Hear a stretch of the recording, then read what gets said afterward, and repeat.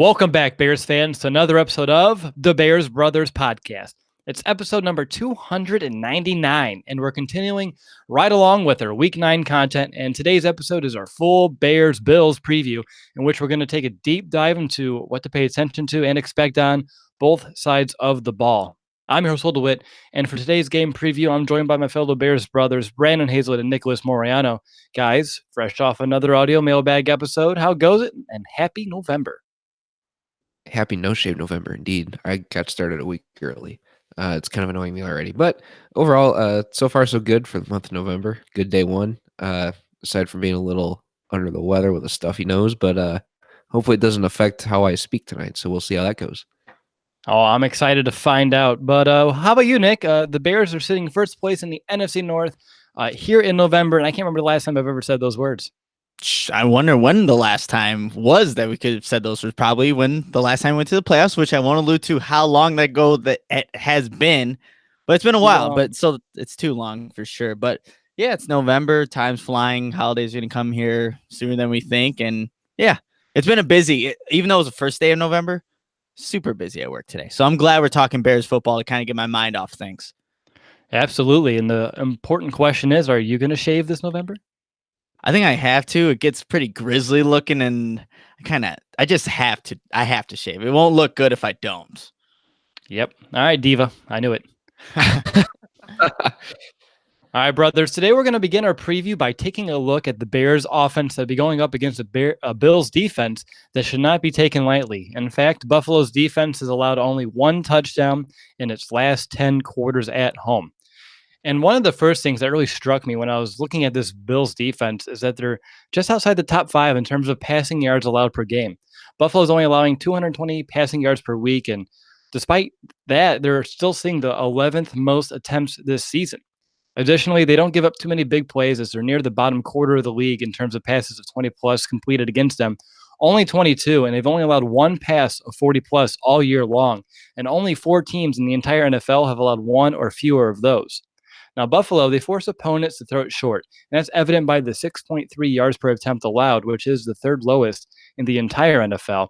So my first question of the evening is going to be, what are you expecting out of Coach Nagy in terms of attacking this defense through the air? Do you see him kind of working underneath or potentially testing the secondary? Let's go to Brandon first. I think he'll try and test them deep. I think it's a way to kind of keep them honest and open things up underneath. But really, it's going to come down to how well does he scheme blocking protections for the offensive line, because they do have 21 sacks in the year, which is one more than the Bears, unfortunately.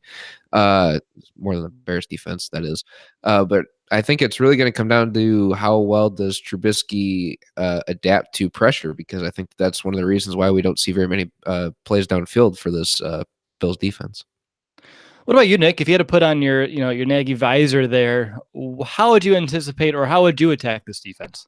I think that opposing teams that have had success on this Bills defense is by using the short game, that quick game that has actually hurt the Bears, ironically, the Bears defense as well, just kind of getting the ball out quick and just getting the ball into your playmakers' hands. Just going back and watching that Patriots game, I know they didn't score or do much really offensively for the first 3 quarters, but they really opened it up in the fourth quarter.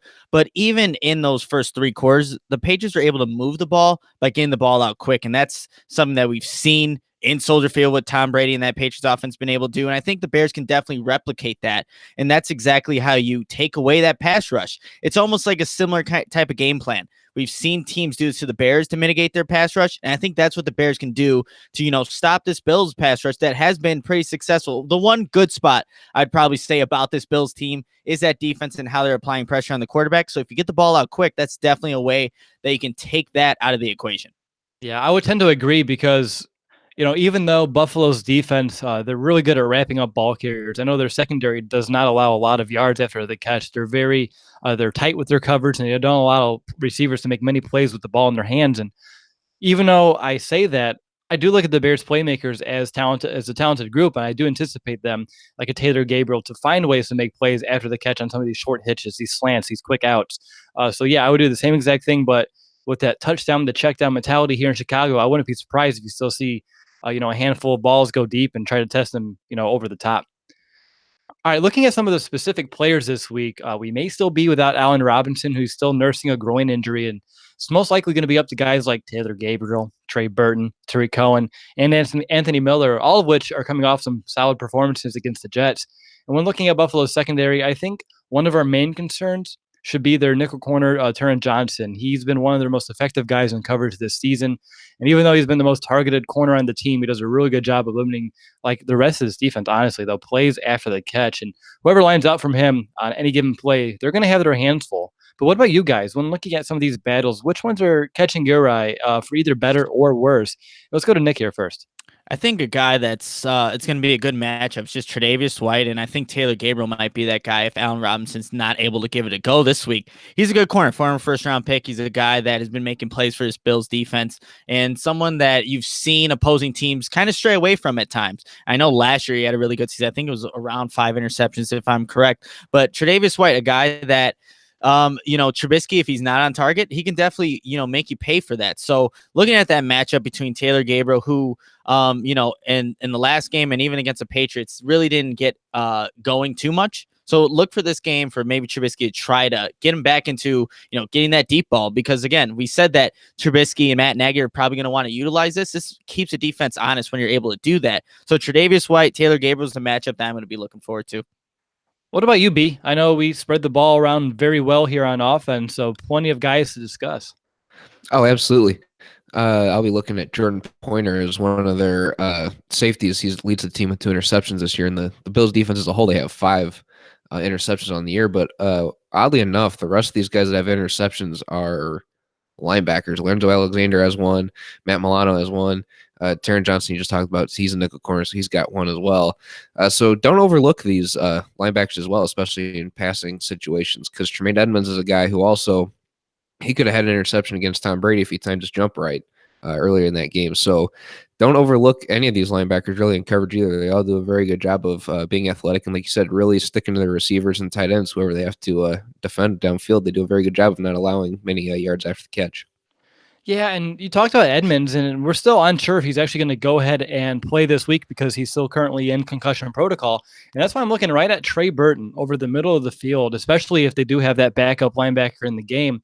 They could put a linebacker on him, but another player on this Bills defense that I anticipate drawing Burton coverage is going to go ahead and be former Packer Micah Hyde on the back end of this defense. And on top of that, he's looking at looking at Trey Burton. He's 3rd on the team in receptions and receiving touchdowns.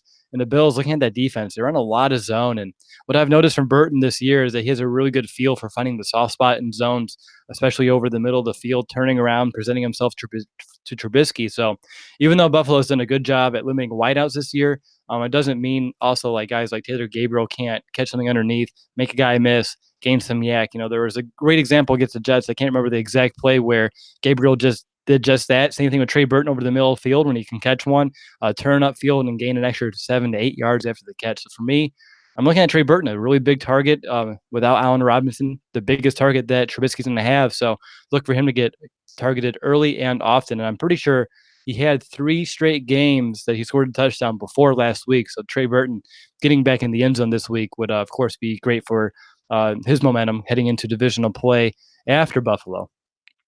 All right, guys, let's go ahead and take a look at our quarterback, Mr. Trubisky. And despite the national narrative today, he's really growing up before our very eyes. It's been a lot of fun to watch unfold throughout the season. He's the only Bears quarterback since 1960 to have 4 consecutive games with 200 yards passing or more, 2+ touchdowns passing, and at least 40 rushing yards. And prior to this year, Bears quarterbacks had just 7 games like this since 1960, and he has 4 in a row right now, which is really incredible. And as we mentioned, he's going to be tested this week against Buffalo. Last week, they held Tom Brady scoreless and only to 6.6 yards per pass on 45 attempts. Now, we already talked about some of his weapons and what they need to do and who we're looking at through the air, but looking solely at Mitch, Brandon, I'll go to you first here. What are some of those keys towards number 10 success against the Buffalo defense? And that's going to be things that are in his control. I think it's going to be a lot of mechanical things. Since we talked about earlier how the Buffalo Bills bring a lot of pressure, they have 21 sacks on the year. He's going to have to keep his mechanics in good in good condition, I guess is the word that I'm trying to say. Because when he plants his feet, steps up in the pocket, makes a nice throw, that's when he throws the most accurate. And if they're going to want to try and test it downfield, he's going to have to be able to do that. But he's going to have to watch for guys coming off the edge like Lorenzo Alexander, Jerry Hughes, and Kyle Williams, because those three lead the team in sacks, and they all come off the edge. So it's really going to have to be important that he doesn't get the happy feet, is basically what I've been trying to say for this whole thing. Really mechanics, footwork, things of that nature.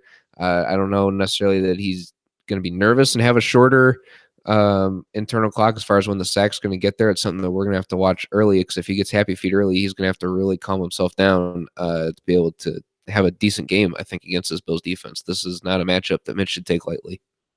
What about you, Nick? What do you see being one of the more crucial elements to Trubisky's success against Buffalo?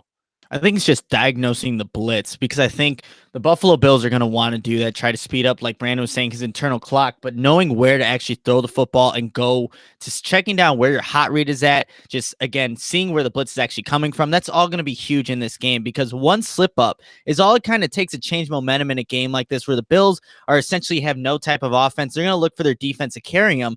And if they can make a big play defensively, force a fumble, or just get a pick six, something like that, that's what they're going to be going for. And speeding up Mitch's clock is going to be more susceptible to making some of those bonehead plays, I guess you can call it. So that's going to be crucial for Mitch, just taking care of the football, making the right decisions, knowing where his players are at all times. And again, that goes to Matt Nagy drawing up a perfect scheme. You saw what happened with the Jets when they brought the blitz. It was a 70-yard touchdown to Tariq Cohen. So it's going to be Matt Nagy and also Trubisky, but it's all going to fall on him, whether or not he makes the right decisions and then just is able to get the ball to his playmakers. All right, good stuff there, guys. And of course, we all know that the vital element of the offensive success is going to be how Harry Hiestands guys play up front. This is true for both the rushing attack and Mitch's fate. Looking at the Bills' pass rush, they do have 21 sacks, and they do have a by committee type of group, and they do yield about roughly 19 pressures per game. And the Bears' offensive line, looking at them, they've actually given up the third fewest pressures this season with an average of only 7 per game allowed. So a really big battle up front here for the Bears. So Brandon, Mr. Trenches, over to you. What are some of these matchups in the trenches that, as Bears fans, we need to look for, and why? I'm looking at both the edges here. Bobby Massey and Charles Leno up against Jerry Hughes, Kyle Williams, and Lorenzo Alexander, because those are the top three guys that lead the team in sacks for the Bills. Jerry Hughes has 4.5, Lorenzo Alexander has 4.5, and Kyle Williams has 3.5. And we could even throw Trent Murphy in there. He's not on the edge, I don't think. I got to check that again, but he's got 3 as well. So those are all guys that I'm really looking out for. So it's really going to be important for Charles Leno and Bobby Massey, who, especially Massey, because we haven't heard a whole lot of his name, which is a really good thing this year for him, considering we used to have a segment of, who's he going up against. So I think it's going to be key, and I'm not really too worried about either of these matchups, but a lot of the pressure I think is going to come from the edge of this one. So we got to watch the tackles against Jerry Hughes and Lorenzo Alexander in this one.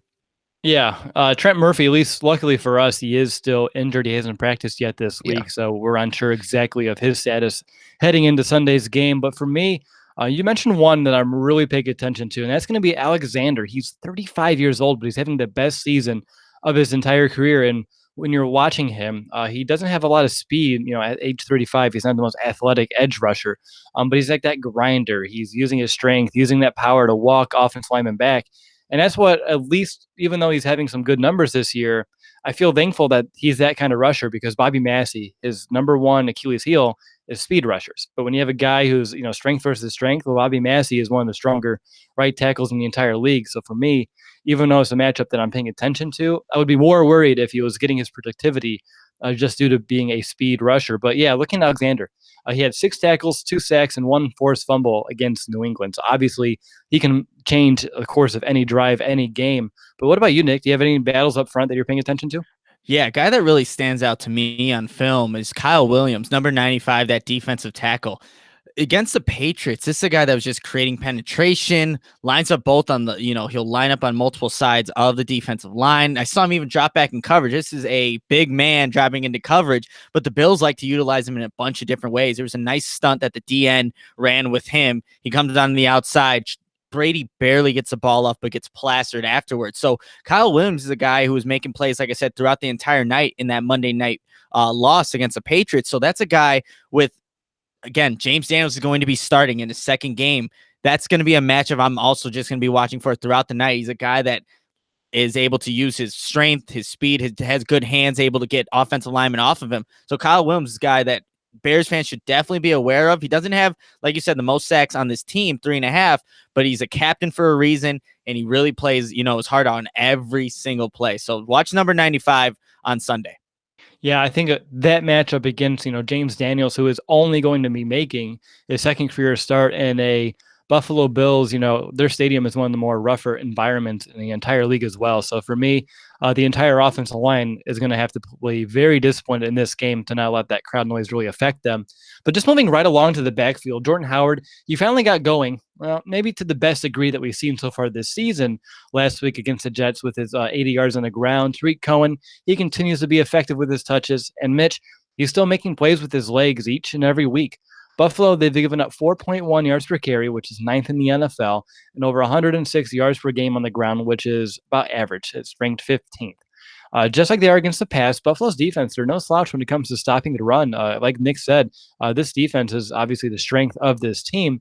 So going over to Nick first, I want to know, what are your expectations for the Bears rushing attack this week? Does Jordan Howard potentially take another step? Does he regress? Does Mitch run wild again? What do you anticipate happening?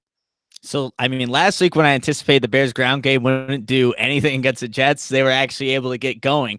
Hopefully maybe that happens this week, but I think the Bears are going to want to build off that game. And the blocking was just a lot better against the Jets last week. And I know they're facing another good opponent at stopping the run, but James Daniels got his first career start. The Bears rushing game gets going. I don't know if that's coincidence or not. So, maybe the second career start, obviously not having Kyle Long is going to affect things, but I could see the Bears actually establishing some type of run because, again, this might be a game where it kind of gets out of hand in the beginning. So you're going to want to rely on the run game, come closer, as the time progresses. So I could see the Bears wanting to establish the run and utilize Howard throughout the game against the Bills. Yeah, because what you hear about Buffalo's defense is they're a very prideful unit, one that really wants to set the tone of the entire game. You saw that last week against New England. They really were physical up front. They're going to find a way to lay the big hit, stop you on the ground. And once they do that, they feel very confident if they can kind of make you one-dimensional, making you have to throw more than perhaps you would like. So for the Bears, it would be very important if for them to establish a run, not just for Mitch's sake and time of possession, but really for setting a tone, being the aggressor, not the one who's being bullied on offense. So for me, I anticipate them sticking to the run here for multiple reasons, but one of them will be setting the tone against a very ferocious Bills front seven. What about you, B? What do you anticipate from the Bears ground game?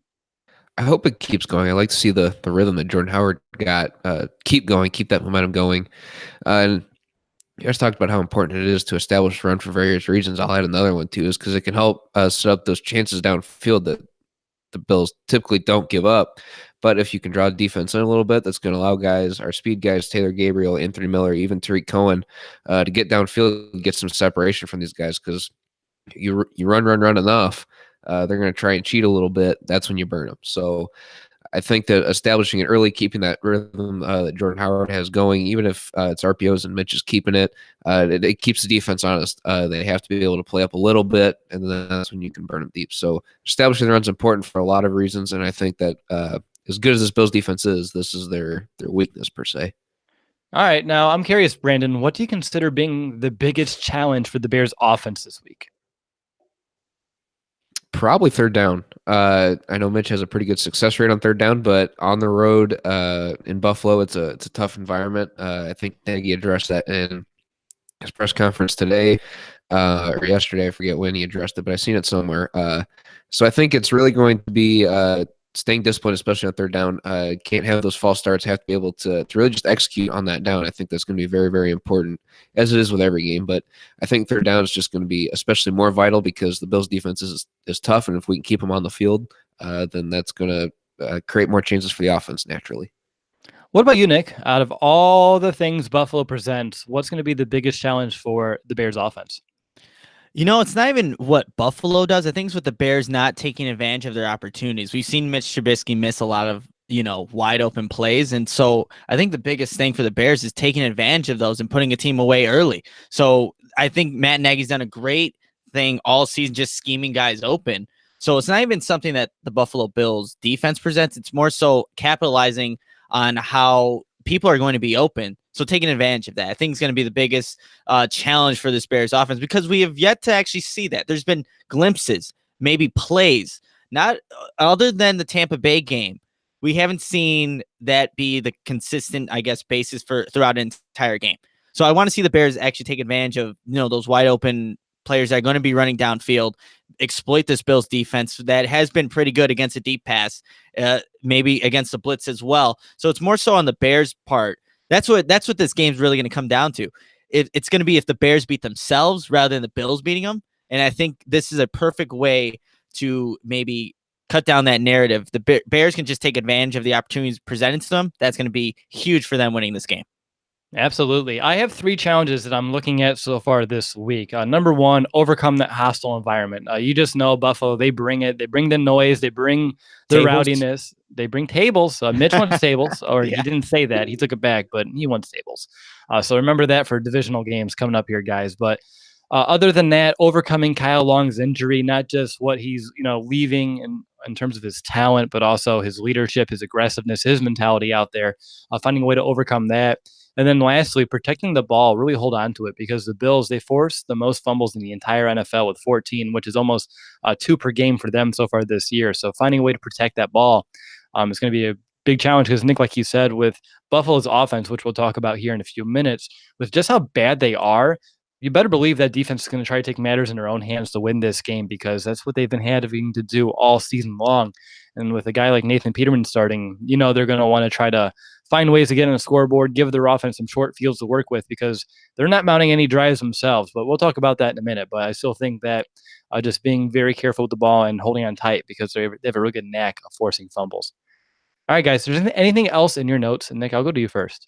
Yeah, I think a guy that we need to be aware of, or Bears fans need to be aware of, is Matt Milano, the linebacker number 58. He's a guy that's just flying around all over the field. And just watching that Patriots game and other games as well, he's good at diagnosing screens, just has good recognition in general. He was a former safety. The guy just flies around. And that's a guy, when you're playing a defense like that, very aggressive. So he's going to make plays. So expect that come Sunday. Just hopefully the Bears can, have a counter to how he plays that linebacker position, because he is a fast, instinctive linebacker, and he's going to be all over these running backs. So it's about scheming and, just getting a man on him, because he can disrupt some plays. Absolutely. What about you, B? I find it interesting that the Bears are a 10-point favorite in this one, according to Vegas. So I think it's still going to be a healthy challenge. Let's not overlook this game, because this Bills defense is pretty good still. We just talked about it. But I think it's that line is interesting to me. So that's. Did you see on? I know you've been working all day. Did you see the last time they were favored by 10 on the road? I did not. The Dennis Green game. Oh, sorry, Nick. Yeah. Oh, yeah. Nice. We thought they were. It's been that long. So even though it's perhaps a little peculiar, I'm not going to complain with that kind of confidence in this team. Buffalo's offense, I think, is a big hand in that. But yeah. So for me, real quick, I just like to look at third down and red zone numbers, and looking at the red zone for this entire season in terms of conversion rate. The Bears red zone, they're 11th in the NFL, converting on touchdowns on 64% of those trips. The Bills defense, they're 7th in the NFL here, actually only allowing opponents to score touchdowns on 46% of those red zone trips, which again was perfectly evident on Monday Night Football against New England. And then on third down, the Bears actually win in terms of being away on third down. They have the 4th best conversion rate, and that is at 46.51, whereas the Bills are more actually, even though you think that hostile environment would be crucial to third down success, they're still giving up about 40%, which is not the best home. It's about maybe a bottom quarter. I don't have the exact number here in front of me, but it's not great. So even though I'm fearing the environment, I think that third down can still be an area where the Bears succeed this week. So guys, I want to know who's going to be your X factors coming into the game on offense. And Nick, I know you're thinking, so I'll let you pause for a moment. Brandon, how about you go first? I would say Tariq Cohen, because I found this a really interesting trend. This year, when he has more touches running the ball than receiving, The Bears are 4-1 this year, so I don't know if that's a coincidence or not. But I thought it's an interesting trend. So we'll have to pay attention to how he gets utilized in this game because that could translate to a win. Nice. My X Factor is another running back, and his name is Jordan Howard. I think heavy doses are going to do a lot of good things for this offense, like we mentioned. In this hostile environment, it'll go a long way in terms of taking away the energy of the crowd in the process. Keep the ball in our hands for longer scoring drives. Wear down that defense, which is going to be very pivotal, and just open things over the top. And Jordan Howard, I mean, Coach Nagy, he promised to get him going last week as he's heard in the mic'd up. So perhaps this might be the week where they really stick to Jordan Howard. But what about you, Nick? If you had to choose an X factor, Man, I didn't write one down like I told you, Will, but just through our conversation, I'm going to go with James Daniels, actually, because look, Kyle Long is out. Someone has to step up. A lot of their pressure can come from the edge for the Bills, can come from the edge. Interior, Kyle Williams is the guy in matchup that I've talked about. And for Mitch to have a good game, you don't want to have that pressure, especially come up the middle. And James Daniels, Cody Whitehair, Eric Kush are going to be responsible for keeping Trubisky clean. So I think James Daniels is an X factor. If he can play, a better game than he did last week, is just able to stay on his blocks, and then also in the running game, generate holes for Tariq Cohen and Jordan Howard, your guys' X factors. That's going to play a big part in how the Bears win this game, are able to sustain a lead and just run out the clock when they hopefully get the lead later in the game. So I'm going to go with James Daniels as my X factor. I think it's the first time I've ever chosen an offensive lineman as an X factor. So I think Brandon should be proud of me. I think so too. I am. Confirmed. All right, guys, time to find out who has the edge. And Nick, you're going to be up first this week. I'm going to give you the Bears passing attack versus that Buffalo secondary.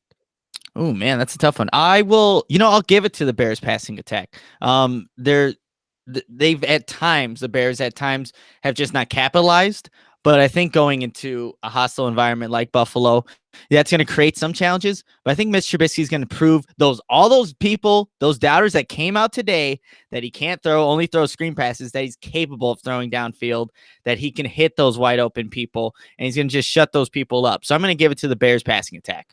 All right. I have the Bears ground game versus Buffalo's run defense. And honestly, you just never know in any given week what the Bears are going to do in terms of running the ball and how often they're going to stick with it. But I would run the ball down the throat of this Buffalo Bills defense all game long. The Colts did that really well a couple weeks back.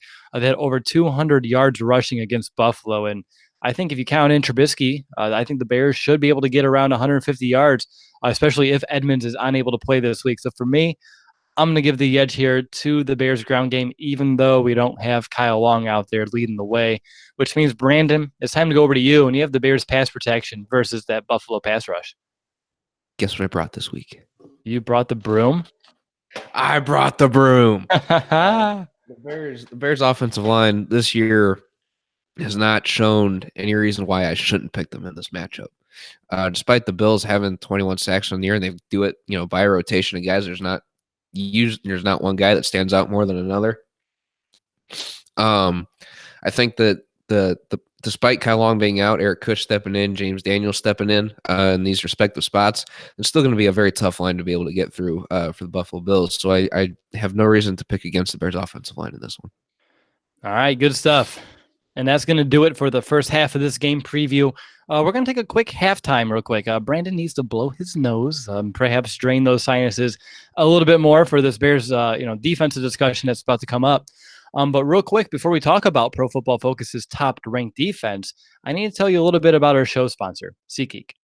Football is back, and SeatGeek is the smartest, easiest way to get tickets to every game all season long. Whether you're searching for a last-minute deal, planning a night out, or need to find a perfect gift, SeatGeek helps you find the best seats at the best prices, fully guaranteed.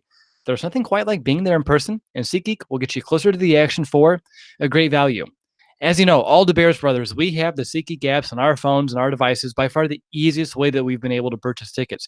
I'm personally a big fan of how easy they make searching for the best deals possible. All you have to do is sort by value, and instantly you're able to see all the tickets that you're looking for and make sure that they are the most worth it.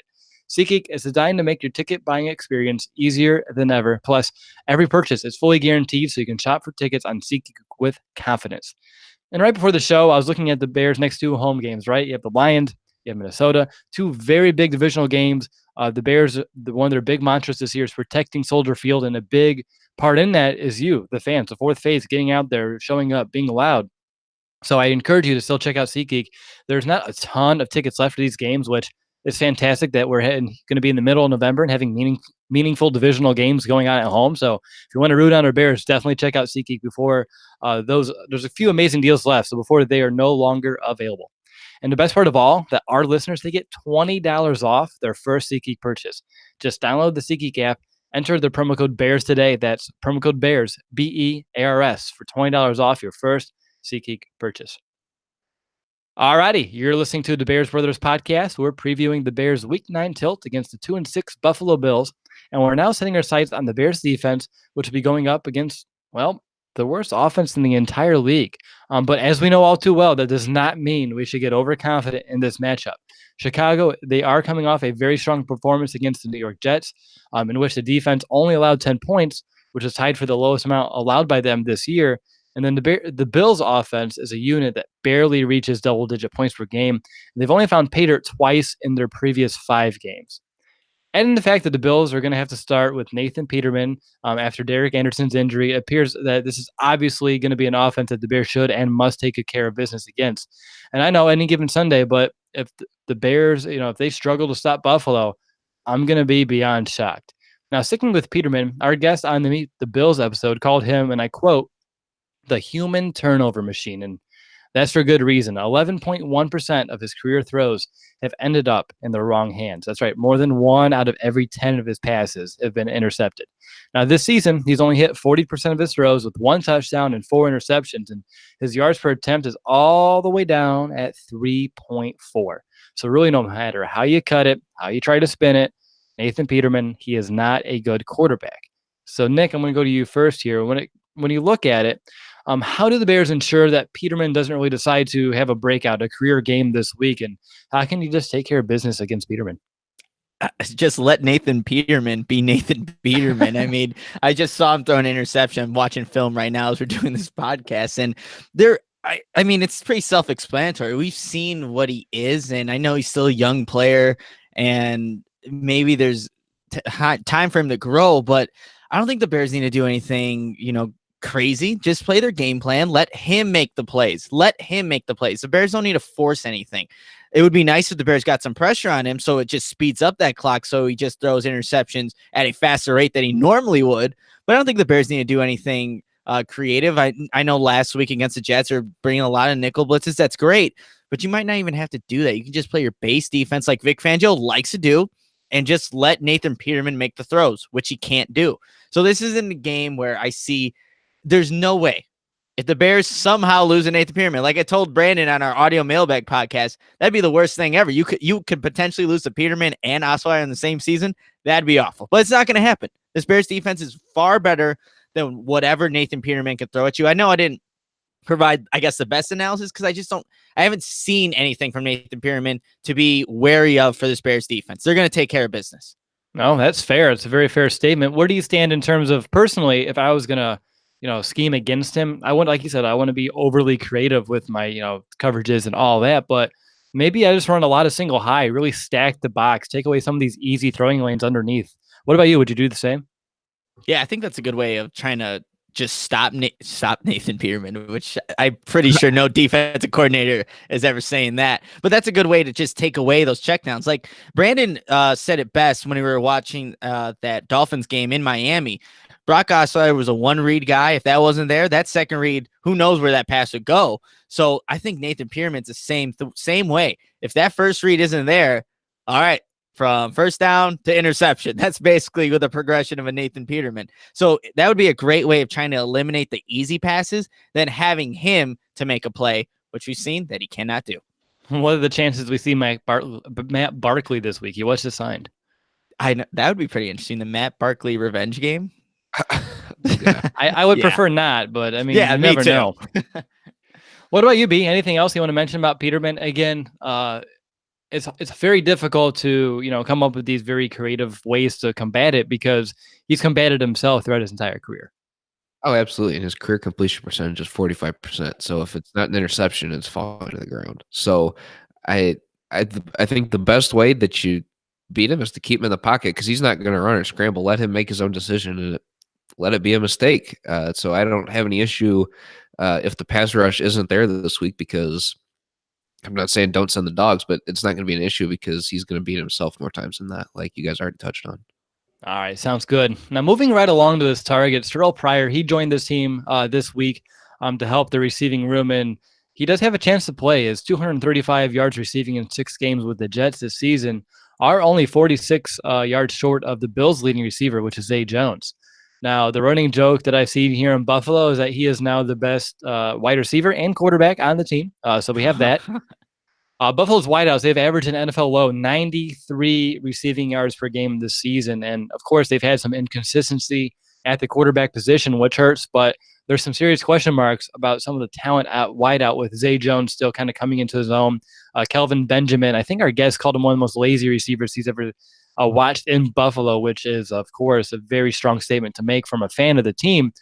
So, Nick, going to you, how does perhaps the lack of production at wideout change how the Bears defense attacks this offense? Does it, or do you just do the same exact thing you've been doing all year?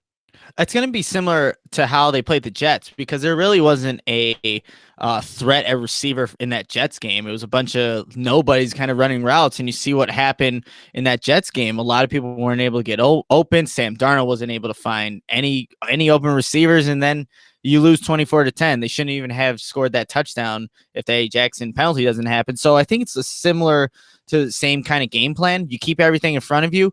Kelvin Benjamin is a guy that has had success in this league. And, even Terrell Pryor going a couple years back. But as long as, you keep these guys in front of you, don't allow – these are big body receivers too. So they're probably going to want to use that to their advantage, but it all comes down to the quarterback putting the ball in the right spot, which we've already alluded to. That probably isn't going to happen.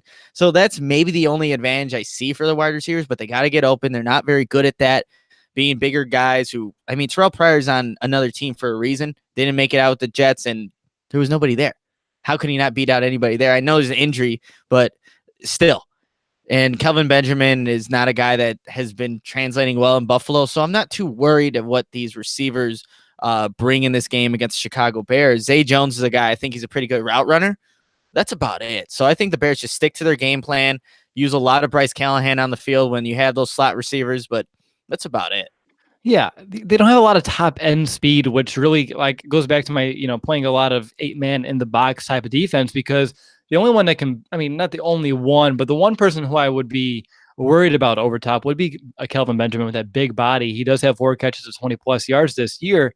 But Brandon, over to you. Is there anyone that I'm using the word worried because that's usually kind of how I frame this every week, but if there was someone to focus on this week, because again, they're averaging less than 93 receiving yards per game out of just receivers. And if you want to bring up anyone else, feel free. But is there any skill player that you want to really focus in on this week to just take out their best possible weapon?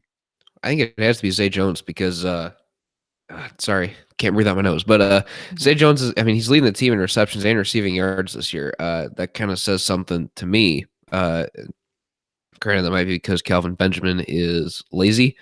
But he's also a bigger body guy. He's 6'2", runs good routes. He's sort of elusive, doesn't have the best top end speed, but he's a solid route runner. So that's one guy that I'm going to keep my eye on just because he leads the team in receptions and receiving yards.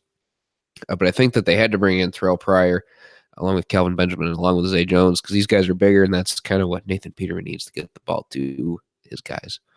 There you go. And speaking of that, Charles Clay, the tight end, he's someone that we should be paying attention to as well. And when I'm looking at someone who I would just take out of the equation would be actually both running backs being receivers out of the backfield because they're actually up there, I think 4th and 5th in terms of Buffalo's receivers, and 82% of their yards come after the catch this year. So they're not going to beat you with their route running. Just wrap them up, stick to that fundamental tackling, be in the right position to make a play, and just don't let them kill you, after a quick dump off pass. It's going to be, I bet you with a Nathan Peterman, you're going to see a lot of just quick dump offs. If he doesn't see that first read, just find his hot one to either flat real fast and just making sure you're in the right position to make a play, which I think the Bears should be fine. But as we saw in Miami, sometimes this defense, and the week after, tackling has been an issue this year. So as much as we're feeling good about this matchup, there's still some, instances where we still need to make sure that we still take care of business on defense. All right, Buffalo's offensive line this year, they've been inconsistent, and they're a unit that they've had their fair share of issues. Granted, the entire offense has, but it seems like teams they've been able to continually win at the point of attack against the Bills. This is especially true for both tackles, Deion Dawkins and former Bear Jordan Mills. They've each given up double-digit pressures and 4 sacks apiece this year. Dawkins, he is questionable, so they might have a backup left tackle in place for Buffalo. And as a unit, the Bills, they give up a sack on 11.98% of all dropbacks this year, which is 31st in the NFL. And Brandon, hopefully you had some time to catch your breath because you're Mr. Trenches and you have to go first. What do you expect from the Bears' defensive front against this struggling Bills offensive line? Well, especially if their left tackle doesn't play, it's going to be big for Leonard Floyd, I think. Spoiler alert, he'll come later in the show. But I'm looking at these interior guys because I think I'm looking it up at the moment right now. Vlad Dukas is one of their offensive starting guards. He played with the Bears in 2015. So another former Bear on top of Jordan Mills. And I think that, if you guys remember him playing, he wasn't anything like special, but he wasn't like a hindrance on their offensive line either. So regardless, I think that's one that Roy Robertson Harris and Eddie Goldman can take advantage of because Roy Robertson Harris had a good week last week. He had 4 tackles. So I think this could be a chance for him to elevate yet again back to the week 1, week 2 Roy Robertson Harris that we've seen, making plays in the backfield, winning the point of attack. I think that this is a matchup that he can really take advantage of is against Vlad Dukas and or Jordan Mills, depending which side he lines up on. Sure. What about you, Nick? Do you have any battles up front for the Bears defense that either you're seeing a stalemate or potentially one that you feel like the Bears have a very good matchup that they can exploit?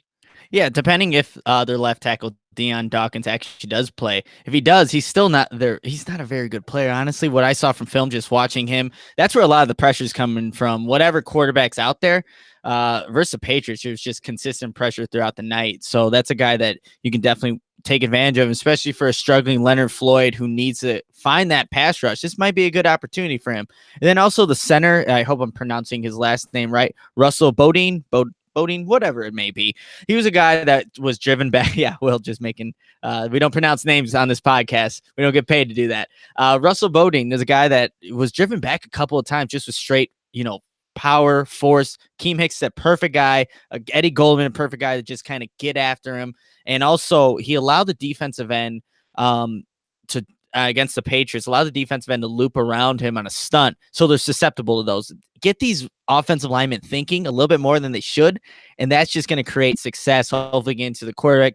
The Bears ultimately finding their pass rush, and that's what they need to do in a game like this where the opponent's offense is inept. Find that pass rush so it can lead to, having success later down the season. But yeah, that offensive line doesn't really scare me, and that's why maybe the quarterbacks have just been as bad as they have been this season. Yeah. And just a disclaimer, we don't get paid to pronounce names from the other teams. We do try our best to pronounce everyone's name right here in Chicago. But no, you made a lot of good points, and I just want to build off the stunts because the Bears ran a lot of them against the Jets, and they worked out really well. And I understand that with how they've been struggling getting pressure, especially after the bye week, getting creative with how you attack offensive lines is a good way to kind of revitalize that. And, having guys get in there just a little bit differently. We saw that with Leonard Floyd. It was very effective when his loop arounds. So for me, I think if the Bears can find a way, and I don't care who in the world it is, can find a way to just have consistent pressure with their, just 4 guys, that's going to be huge this week because if you don't have to send anyone extra, like Nick, you mentioned, you don't really need to blitz these quarterbacks. And if you do that and you have 7, 8 in coverage and you're still finding him to rattle him just a little bit, speed up his process, there's going to be nowhere to throw. And this Bears defense, talent-wise, is much better than the offense they're going up against. So for me, a big key will be just generating pressure with 4 guys. And if you can do that, I think the Bears defense shouldn't have much issue whatsoever. All right, now the 2 backs that we have to pay attention to this week for Buffalo, Shady McCoy and Chris Ivory, both of them, they've been used rather evenly this season. They combine for a little over 60 yards per game, and they average together about roughly 3.5 yards per carry.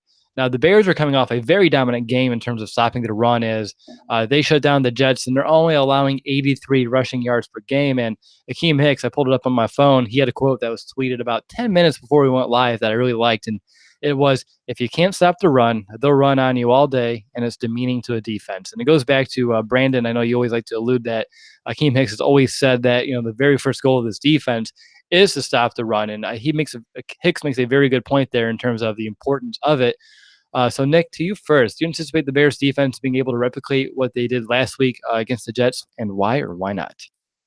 I think so, and a big part of that is because if the defense is they have to be able to hold their blocks and not overcommit, because LaShawn McCoy is a guy that east and west kind of runner will definitely make a move, take one cut and turn upfield, just find those holes. So it's going to be up to the defense really being sound in their alignments and just containing that whatever assignment they have and making sure LaShawn McCoy does not find a hole, as opposed to Chris Ivory, who kind of just hit the hole. I think the Bears they have the personnel in front of them going against, like we said, a bad Bills offensive line.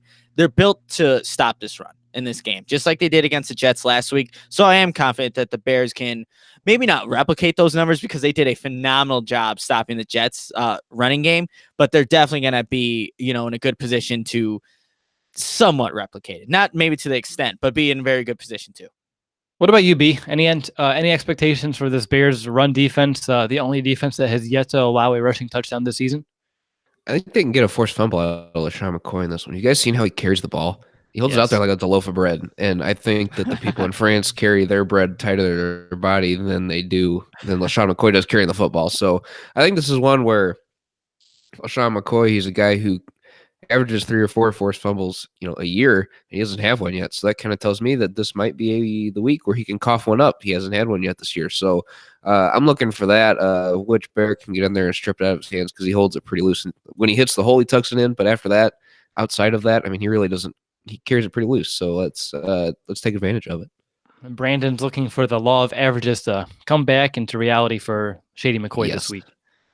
For me, I think the Bears should be able to take care of business as well. The Bills, they are a very good team when running between the tackles.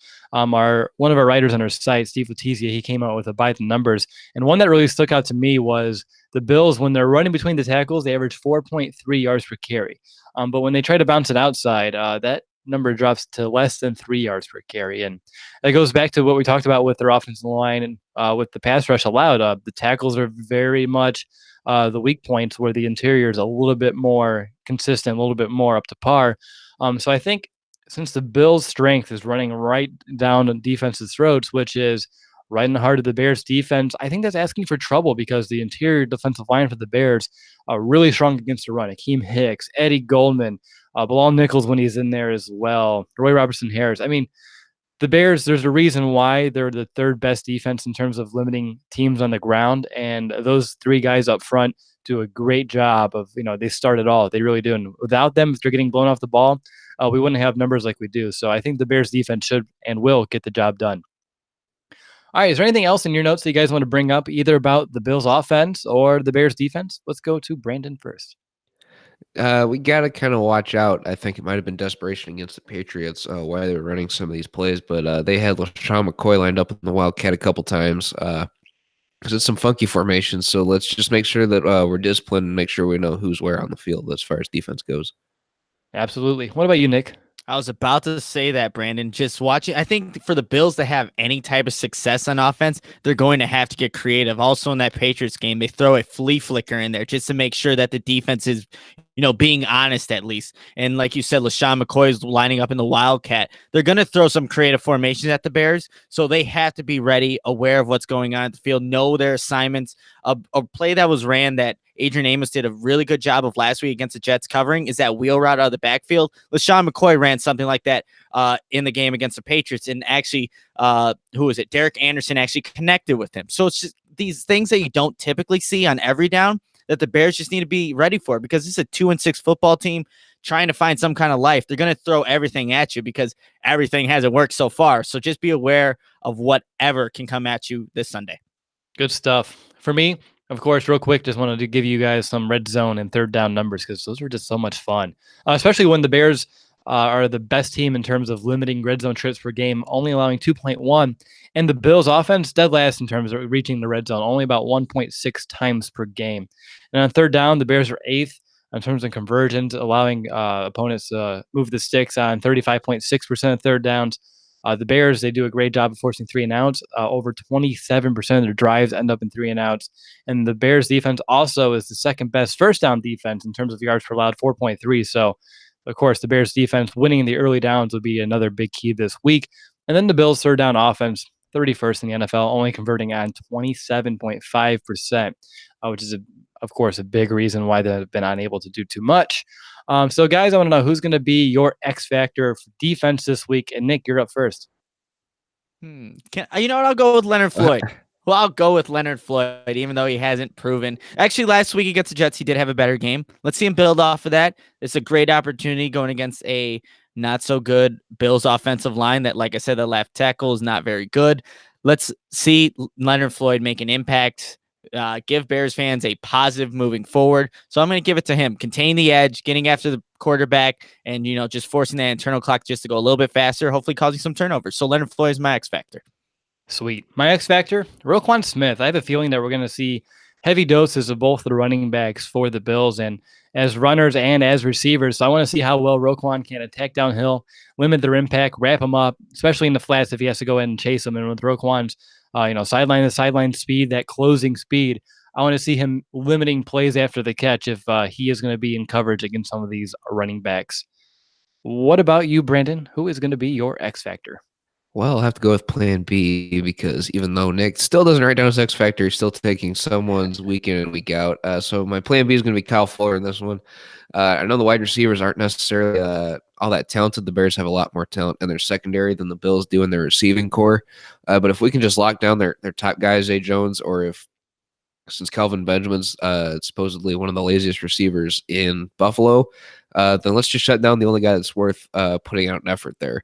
And that would be Zay Jones because he's still a young guy who's trying to prove something in this league. So let's try and shut him down in this one, not let him get anything established and have Peterman make his own mistakes in this one. Great. All right, it's time to find out who has the edge here.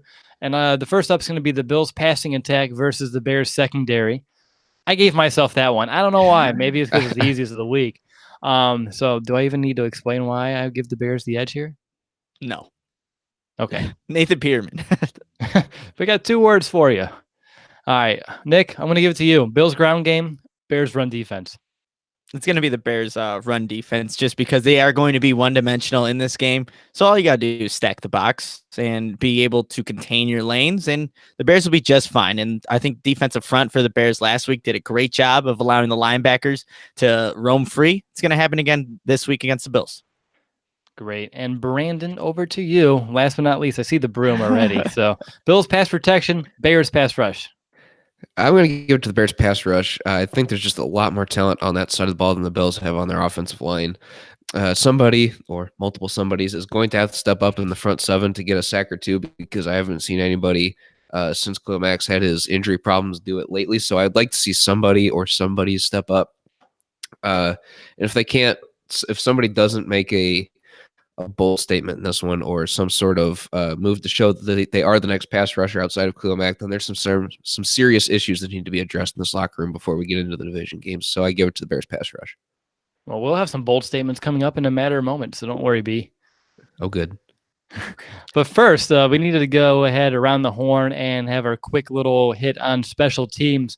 I'll go ahead and go first. I just want to update some fans here that the Bills put their punter on IR, which is their second punter on IR this year, which is crazy. So they re-signed their own old punter. His name's Colton Schmidt. So maybe he's a little bit rusty. I mean, obviously he was cut for a reason.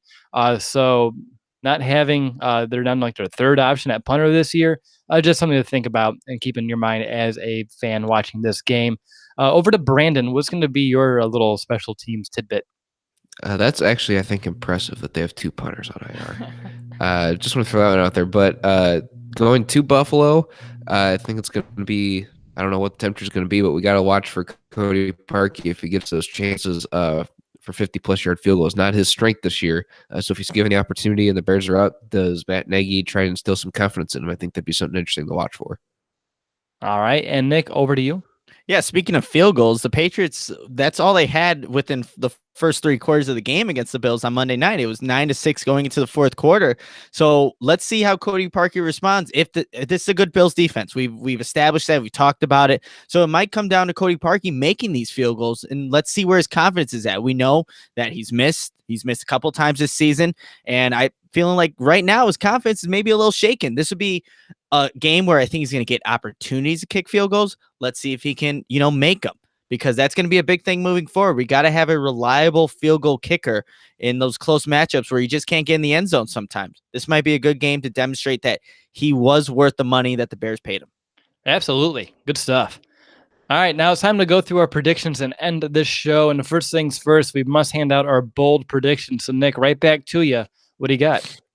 That's a good question. No, so in this game, I'm seeing this Bills defense. I'm seeing this Bears off, seeing how everything's going to play out. The Bears are going to pitch a shutout on defense, and it's going to involve 3 interceptions, 3 sacks, and a shutout. So defense is going to be dominant in this one against the Bills. Okay, yeah, that's pretty bold. I'll give you that one. I like it. I mean, I won't say overly. It's overly bold with all the instances Components, of interceptions. Yeah. When you first said shutout, I was like, well, is that bold? Yeah. Okay. Had to add to it because it's the Bills. Makes sense. What about you, B? Leonard Floyd needs to have a coming out party in this one, but he doesn't do it with sacks. I think he gets an interception in this one. Very nice. Mine, I have a Bears defensive lineman scores a touchdown in this game. Wow. How? I don't know. Who? I don't know. But one of those guys is going to find a way to put some points up on the board. I don't even mind if they tackle Peterman for a safety. How about that? So one way or another, a Bears defensive lineman will score. All right. Who's going to be the MVP once the final whistle blows this week? Let's go to Brandon first. Excuse me, since I still can't breathe. I'm going to give it to Leonard Floyd since Nick took him as my X Factor. I'll go ahead and throw him in here as the MVP because I think that he has the opportunity to really seize a game to get his season on track here in week 9, which I didn't think we'd ever say. So if he sets an edge, keeps McCoy between the tackles, he's able to get to Nathan Peterman. He doesn't have to get to him every time. But he has to be able to disrupt his internal clock, be able to force him to step up in the pocket or around in the pocket, do something to throw him off his rhythm. And I think that counts as, I don't know, we'll say good enough in this game, but he's got to do something to build his confidence. I think he does it in this one, so he's going to be my MVP. All right. For me, I'm going with another player that needs to get going, and that's going to be Jordan Howard. Matt Nagy, like I said, promised him last week that he's going to get him going, and I think this would be a great game to do so. Right before the divisional kind of stretch we have here to get him some confidence heading into November, December, those colder games, I think this is the perfect time to get it going. And with a very stout secondary and potentially without Allen Robinson again, I would love nothing more than to have Jordan Howard's first 100-yard game of the season. And Brandon, like you, I can't believe we're in week 9 and we're saying that. It's pretty crazy. But the Bills, they've had a very hard time mounting drives. So heavy doses of Howard, it's exactly what the doctor had ordered. So for me, I hope we can say it's Howard when it's all said and done. And again, coach promised. So I trust him on that one. And I brought it up about a half hour ago. The Colts rushed for over 200 yards and 6 yards per carry just a couple weeks back against this defense that may not have Tremaine Edmonds. So for me, Jordan Howard, he's going to go over 100 yards and have 2 scores, which I guess is like a bold prediction part 2. But Nick, how about you? Who's going to be your MVP?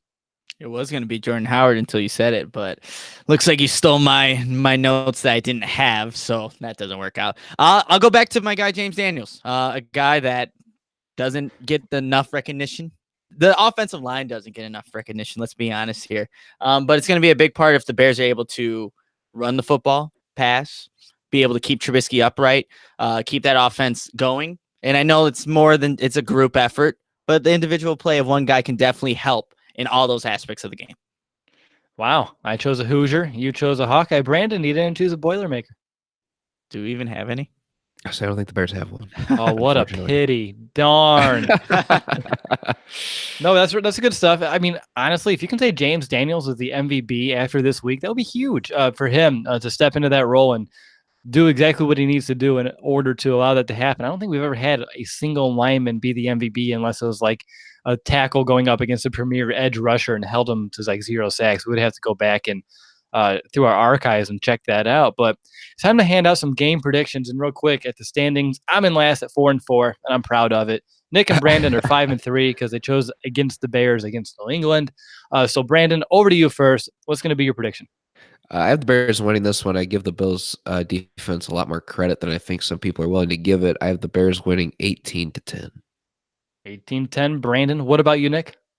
I'll go 20-0 Bears. Nice. I'm going to split the difference here, and I have 17-7. I don't know if I even split any difference, but it feels like I did. It's pretty close. So I have the Bears winning here 17-7. Like Brandon said, this is a very good defense. Just saw what they did last week to New England. But of course, just like the rest of this team, they are inconsistent. So you never know exactly who's going to show up this week. But we'll see. And I think, of course, the Bills, they find the end zone. The reason why I have 7 real quick is they had 5 2 weeks ago. They scored 6 against New England. So it just makes sense that they'll find a way to get 7 this week against the Bears. All right, and last thing we need to do, guys, I don't know, what's your confidence meter and your final thought heading into this Week 9 matchup? And let's go to Brandon. Confidence meter here. Let's see. I give it an 8.5. I think that's a fair place to be, especially after the win last week. I'll say in defying fashion, I didn't get to watch the game, caught the highlights, but everything looked positive. I heard a lot of good things about Jordan Howard, so I think a lot of things are going in the right direction for the Bears here.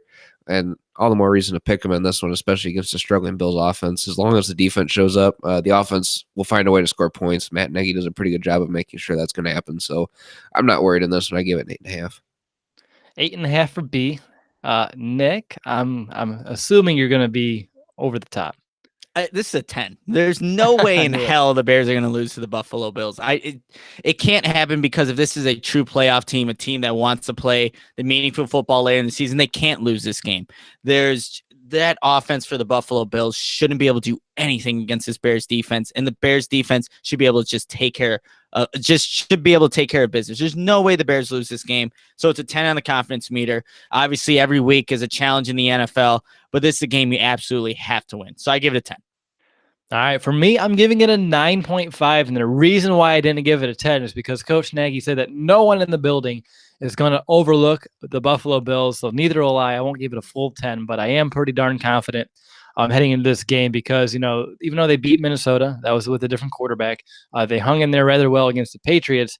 But I think the Bears understand the importance of not having another letdown, a little bit like Arizona, but more along the lines of what we saw in Miami. So I think the Bears find a way to take care of business in the game in which they should and must win, improve themselves, of course, to 2 games over 500, keep that lead in the North, heading into 3 straight divisional games. It's so crazy. 3 divisional games in 11 days. So for me, I'm very confident heading into this matchup for all the reasons we discussed. I mean, obviously, the biggest struggle is going to be how this Bears offense can fare against this Buffalo Bills defense. But on the flip side, if the Bears defense doesn't show up and the Bills offense finds a way to get going, which they haven't really all season, then we might have some bigger issues down the stretch. All righty. Well, that's going to do it for this episode of the Bears Brothers podcast. I hope that you enjoyed this week's game preview, and make sure to, leave your predictions for this game, your X factors, your MVB. Comment that below, tweet it to us, however you want to reach out. I love to know exactly what you're thinking heading into each and every game. Now, up next, Will Ingles and myself, we're going to combine our Matchups and Keys podcast because, our next episode is episode 300, and I wanted to be on it. I'm not going to lie. So I told him we're going to combine our shows. But until next time, until then, hope you enjoyed 299, and I'll talk to you in episode 300. Bear down, Chicago.